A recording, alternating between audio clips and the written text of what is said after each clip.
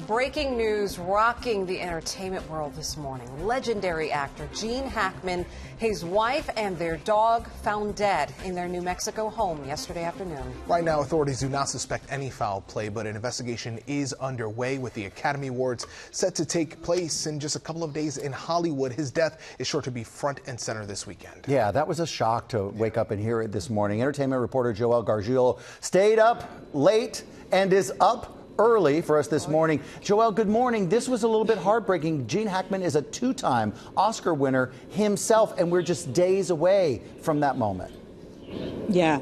Yeah, and you know, being here out in Hollywood, I thought I would be coming on to talk to you guys about the Oscars, but with the time difference, we're all waking up to that news that Gene Hackman passed away, the legendary actor. And you know, that's not a term that we use frequently, but it is deserved with Gene Hackman. Yes, he was a legend, a titan of the industry. Like you mentioned, authorities are still investigating what happened because he was found dead along with his wife and their dog. But for now, in this moment, I think it is really fitting and appropriate that we take a look back at the legendary career of Gene Hackman. Gene Hackman was the blue-collar common man on screen. Well, it was no act. You know, I did a lot of things. I sold shoes, I drove a truck, drove a cab, I jerked sodas. His career spanned over 5 decades. It started on stage and transitioned with his wide range of performances in film and TV. He first made a name for himself in Bonnie and Clyde. Take a good look, Pop.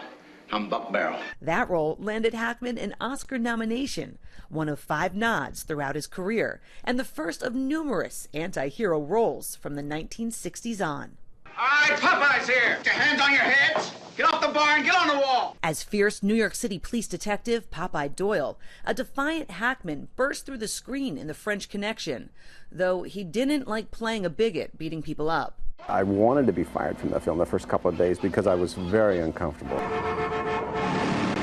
Also testing his nerves, driving in one of the most famous car chases in movie history, 26 nail-biting blocks through Brooklyn. They would go right down the street without any crowd control, and it was really scary.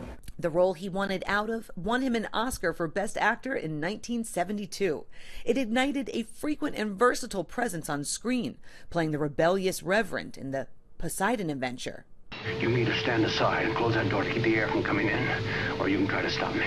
And making bad look good as the villain Lex Luthor in Superman. You were great in your day, Superman.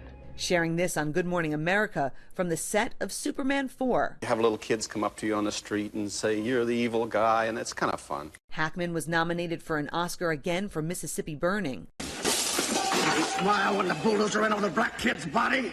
Yeah! He won Best Supporting Actor for Unforgiven. When he fires that, take out your pistols and shoot him down like the mangy scoundrel he is. But he also tapped into his more comedic side in Young Frankenstein. What is your name? I didn't get that. Though many will remember him as the down-on-his-luck high school basketball coach in the sentimental favorite, Hoosiers. If you put your effort and concentration into playing to your potential to be the best that you can be, I don't care what the scoreboard says at the end of the game, in my book, we're going to be winners.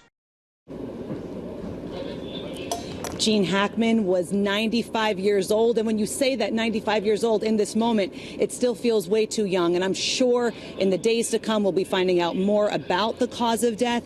You know, here in Hollywood, tributes are already starting to pour in. I am here for the Oscars. I do look forward to talking to actors and getting stories from them. You know, and anytime something like this happens, when we lose a legend, a titan of the industry, I always say, just go watch some of their movies. That's the beautiful thing. Those movies, they live on forever. Sam, I'm thinking about you right now, just wondering some of your favorite Gene Hackman films.